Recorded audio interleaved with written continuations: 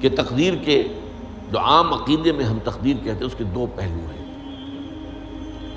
ایک پہلو ہے ما اصاب علی الانسان، جو کچھ انسان پر آتا ہے مصیبت، جیسے ابھی آیت میں نے پڑھی ما اصاب من مصیبت فی الارض ولا فی انفسکم۔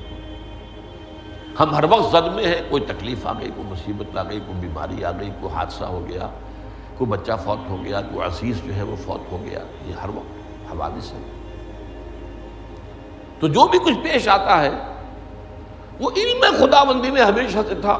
یہی وجہ ہے کہ ایک اور حدیث ہے ابن الدیلمی سے، لمبی حدیث ہے وہ، لیکن اس کے اندر جو آخری ٹکڑا ہے وَتَعْلَمَ، یعنی انسان کے نجات کے لیے لازم ہے کہ یہ بات بھی تم جان لو انما اصابک لم یکن لیخطئک وانما اخطأک لم یکن لیصیبک وَلَوْ مِتَّ عَلَىٰ غَيْرِ هَذَا، اگر تم اس کے سوا کسی صورت پر ہوگے تو جہنم میں داخل ہو جاؤ گے، لَدَخَلْتَ النَّارَ۔ یہ جان لو کہ جو چیز تم پر آئی وہ آنی ہی آنی تھی۔ دیکھیے ہوتا کیا ہے، کاش کہ میں اگر یوں کر لیتا تو یہ نہ ہوتا، بس یہی ایمان بالقدر کے منافی ہے۔ جو ہوا ہے وہ اللہ تعالیٰ کے ہاں تو پہلے سے طے تھا، ہونا ہی تھا۔ تمہاری کوئی تدبیر، کاش کہ میں اس وقت یہ کر لیتا، یہ لو، اسی لیے ایک حدیث میں الفاظ آئے ہیں ان کلمۃ لو تفتح عمل الشیطان، اس لو سے، کاش، اس سے شیطانی عمل شروع ہو جاتا ہے۔ کاش کہ یہ ہو جاتا، کاش میں یہ نہ کرتا، کاش کہ ہو جاتا، تو یہ نہیں۔ تعلم انما اصابک لم یکن لیخطئک، تو جان لے اس بات کو کہ جو چیز تم پر آئی ہے وہ ہرگز ٹلنے والی نہیں تھی۔ کوئی تدبیر تم کر لیتے، کوئی کسی وقت کوئی ہیلا کر لیتے، کوئی تم قدم اٹھا لیتے، کچھ بھی کر لیتے، وہ تو آنی ہی آنی تھی۔ وما انما اخطاک، جو چیز تم سے چھوٹ گئی، رہ گئی، نہیں ملی۔ ایک ویکنسی ایڈورٹائز ہوئی تھی، آپ نے بھی درخواست دی تھی، آپ کو نہیں ملی، اب آپ ہو کاش کہ میں نے فلاں سے سفارش کرا لی ہوتی، بس گئے۔ جو چیز چھوٹ گئی وہ چھوٹ جانی ہی تھی، اس میں قطعاً جو ہے کوئی شکل، کوئی تدبیر، کوئی سفارش، کسی طرح کا کوئی بھی ہیلا، کوئی جو ہے اس میں کارگر نہیں ہو سکتا تھا۔ لم یکن لیصیبک وَمِتَّ عَلَىٰ غَيْرِ ذَلِكَ، اگر تو اس کے سوا کسی کیفیت پر تیری موت واقع ہوئی، اگر یہ یقین نہیں ہے، یہ ہے تقدیر کا وہ مفہوم کہ جس کا تعلق ہے عَلَىٰ مَا أَصَابَ الْإِنسان، جو انسان کے اوپر وارد ہو رہا ہے، اس کے ضمن میں تقدیر کا مفہوم کیا ہے کہ جو ہوا ہے وہ تو ہونا ہی تھا، اس میں تو کسی شک و شبے کی گنجائش نہیں، بالکل اللہ تعالیٰ کا فیصلہ ہے۔ البتہ در حقیقت ایک دوسرا پہلو ہے، ما یفعل الانسان، وہ جو انسان کرتا ہے۔ یہاں آ کر یہ تقدیر کا مسئلہ بہت ٹیڑھا ہو جاتا ہے۔ آیا میرے اندر کوئی اختیار بھی ہے کہ نہیں؟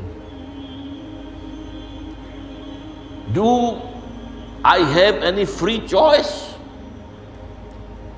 یا ہر شخص پہلے سے طے ہے؟ تقدیر کا ایک عام مفہوم یہ ہے، اور اس مفہوم میں بھی بعض روایات بھی ہیں جو اس کی تائید کرتی ہیں کہ ہر چیز پہلے سے طے ہے، لکھی ہوئی ہے۔ اور یہ جو حدیث ہم نے ابھی پڑھی ہے، یہ گویا کہ اس کی ایک مثال ہے کہ وہ جو لکھ دیا گیا تھا، فرشتے نے لکھ دیا تھا، رحم مادر میں لکھ دیا تھا، شقی او سعید، یہ بدبخت ہے یا سعادت مند ہے۔ تو ایک شخص پوری عمر نیکی کے کام کرتا رہا، آخری وقت میں آ کر کوئی ایسا حادثہ پیش آ گیا کہ وہ اہل جہنم کے سے کام شروع کر دی اور جہنمی ہو گیا۔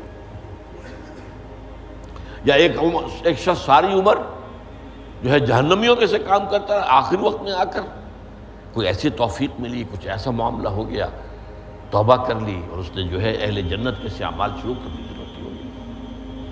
تو یہ جو ہے علامہ اصابک کا علیحدہ بات ہے، اور علامہ یفعل الانسان، انسان کیا کرتا ہے، اس میں اس کی قدرت کتنی ہے، اور یہ ہمارے ہاں فلسفے کا بڑا مشکل موضوع ہے، اسی کا نام ہے جبر و قدر۔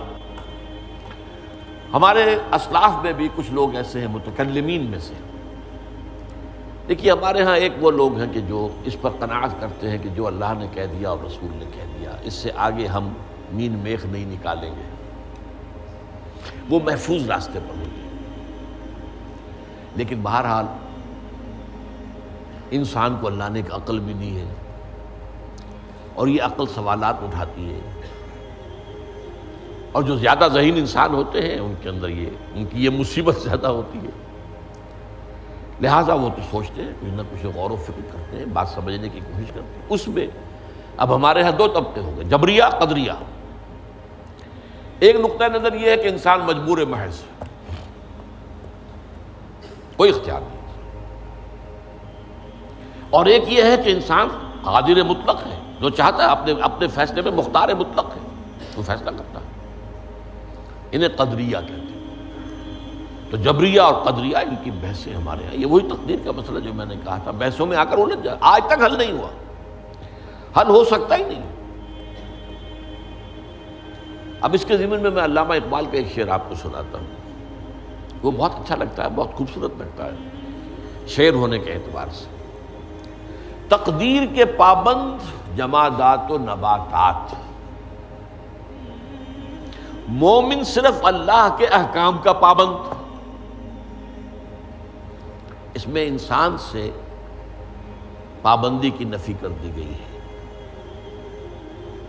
وہ صرف پابند ہے اللہ کے احکام کا۔ نتیجے کے اعتبار سے تو جو یہ شعر کہہ رہا ہے، جو بات وہ صحیح ہے، پابندی اصل جو ہے وہ اللہ کے احکام کی ہے، لیکن یہ کہ تقدیر کی پابندی سے انسان بھی پوری طرح آزاد نہیں ہے۔ یہ سمجھ لینا کہ یہ جمادات و نباتات ہی کا معاملہ، یہ غلط ہے، یہ مبالغہ ہے۔ ظاہر بات ہے کہ شاعر جو ہے، شاعر مبالغے سے بچ نہیں سکتا، چاہے وہ علامہ اقبال ہو، کوئی بھی ہو۔ تو اسی لیے سورہ شعراء کے اندر جو عام شعراء کی جو صفات بیان ہوئی ہیں وہ آپ کے ذہن میں آ گئی ہوگی۔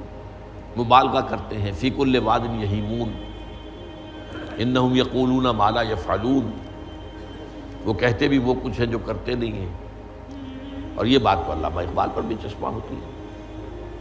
بہرحال یہ شعر ذرا پھر نوٹ کیجئے، تقدیر کے پابند جمادات و نباتات، مومن صرف اللہ کے احکام کا، کوئی بات صحیح نہیں۔ انسان بہت سے اعتبارات سے مجبور ہے۔ سب سے پہلے جو ہے انسان کے اندر ایک تقدیر نوعی ہے، نوع انسان۔ چھوٹی سی چڑیا اڑتی پھرتی ہے، انسان نہیں اڑ سکتا۔ آپ نے ٹھیک ہے مشین ایجاد کر دی، جہاز ایجاد کر لیا، آپ دوڑ رہے ہیں، 500 آدمی اور سینکڑوں من سامان لے کر جو ہے وہ جا رہا ہے، 747 ہو یا 757 ہو، یہ کر لیا ٹھیک ہے، خود نہیں اڑ سکتا۔ اب کیا کریں گے آپ؟ یہ تقدیر نوعی ہے، سپیشیز، ہر سپیشیز کے لیے اللہ نے ایک اندازہ مقرر کر دیا ہے، اس اندازے ہی میں رہے گا، اس سے باہر نہیں جا سکتا۔ پھر ایک تقدیر شخصی ہے۔ اب دیکھیے تقدیر شخصی کیا ہے؟ بعض اوصاف و صفات ہمیں وراثتاً ملتے ہیں، we have no choice۔ پہلے بھی یہ بات مانی جاتی تھی، آج جو ہے ذرا سائنٹیفک انداز میں ہم کہتے ہیں جینز میں چلا آ رہا ہے، وہ جینز کو کوئی بدل سکتا ہے؟ جو جینز بھی آپ کو ملے اپنے والدین کی طرف سے، وہ آپ کی شخصیت کا ظاہر بات ہے کہ فیصلہ کن طرز پر اس کو ڈھال دیتے ہیں۔ جینز ہے، پابندی ہے۔ نمبر دو یہ کہ خاص طور پر جو گھر کا ابتدائی ماحول ہوتا ہے، ماں کی گود اور ابتدائی گہوارہ گھر کا، اس کے جو اثرات مرتسم ہو جاتے ہیں شخصیت کے اوپر، وہ بھی بڑے مستقل ہوتے ہیں، پختہ ہوتے ہیں۔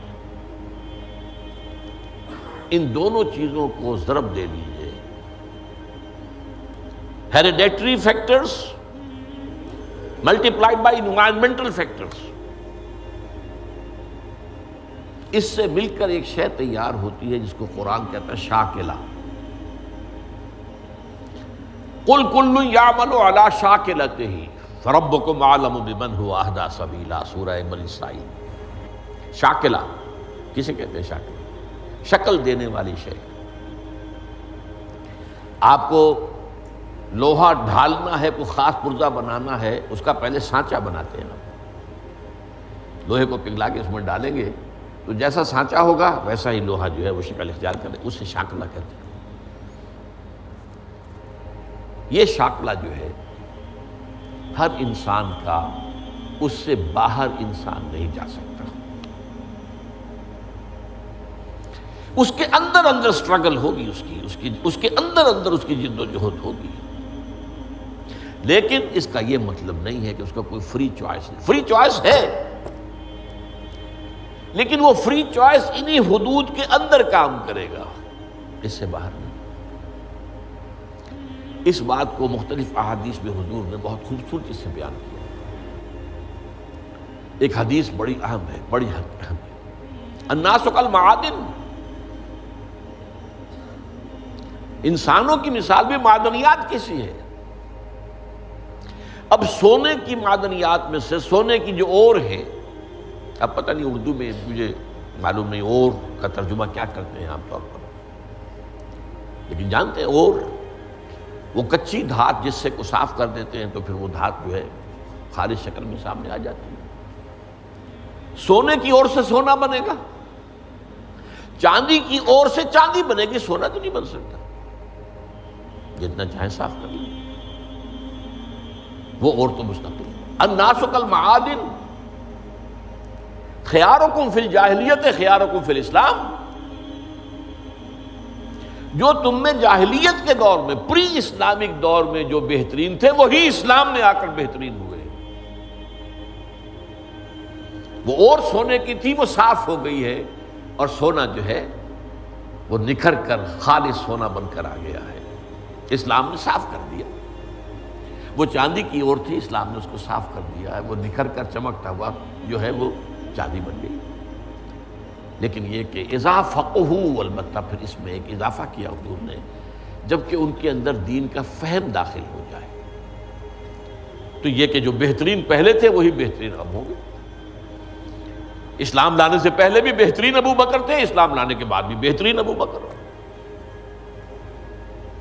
حضور پر وحی سے پہلے بھی بہترین خاتون خدیجۃ الکبریٰ تھی، ایمان لانے کے بعد بھی بہترین خاتون خدیجۃ الکبریٰ تھی۔ اور دوسری حدیث سنیے، عن ابی الدرداء رضی اللہ تعالی عنہ قال بینما نحن عند رسول اللہ صلی اللہ علیہ وسلم، اسی حال میں کہ ہم ایک روز ہم حضور کے پاس تھے، نتناکرون ما یکون، اور ہم ذرا سوچ رہے تھے کیا کیا کچھ پیش آنے والا ہے دنیا میں۔ اذ قال رسول اللہ صلی اللہ علیہ وسلم، جبکہ حضور نے ہم سے ایک بات کہی، بڑی غور سے سنیے، اذا سمعتم بجبل ان زال عن مکانہ فصدقوہ، اگر تم یہ سنو کہ کوئی پہاڑ اپنی جگہ سے ٹل گیا تو مان لینا۔ وَإِذَا سَمِعْتُمْ بِرَجُلٍ تَغَيَّرَ عَنْ خَلْقِهِ فَلَا تُصَدِّقُوهُ، اور اگر تم سنو کہ کوئی شخص جو ہے وہ اپنی سرشت سے، اپنی جبلت سے بدل گیا تو کبھی نہ مانو۔